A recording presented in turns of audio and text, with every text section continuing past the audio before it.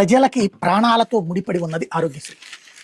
ఏ ప్రభుత్వమైనా సరే చేయాల్సిన పని. మనం యూరప్ దేశాల గురించి గొప్పగా చెప్పుకునేది ఏంటంటే విద్యా వైద్యం ఉచితం అక్కడ.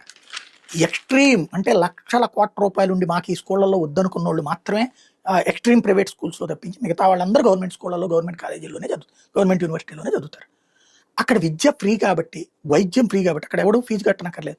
మన దగ్గర ఎంత జీతాలు వచ్చినా ఒక్కసారి ఆసుపత్రి పాలైతే ఆస్తులు అమ్ముకోవాల్సిన పరిస్థితి వస్తుంది. అలాగే ఒక్కసారి పెద్ద సమస్యలో పడ్డామా ఇక నానా ఇదైపోతుంది. ఇక చదువులు అయితే అరాచకం. ఈ ఆరోగ్య సమస్యల వలన అయ్యే ఖర్చుల కారణంగా చదువులకి పిల్లల్ని మానిపించేసినటువంటి పరిస్థితులు దశాబ్దాలు నడిచినాయి మనకి.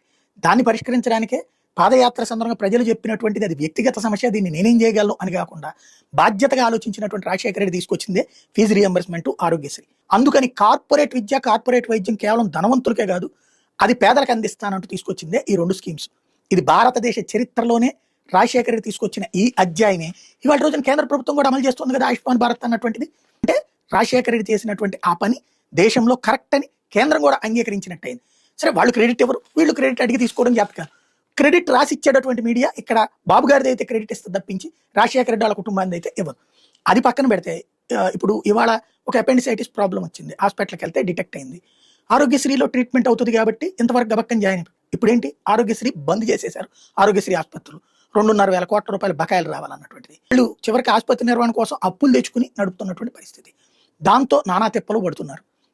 ఇప్పుడు బంద్ పెట్టేసేసి ఎక్కడికక్కడ పోస్టర్లు పెట్టేశారు, మేము ఆరోగ్యశ్రీ చేయట్లేదు బికాజ్ ఇదంతా కారణం అన్నటువంటి. ప్రభుత్వం ఏం పట్టించుకోవట్లేదు. సమ్మెకి 2వ రోజుకి వచ్చేసి ఏం పట్టించుకోవట్లేదు.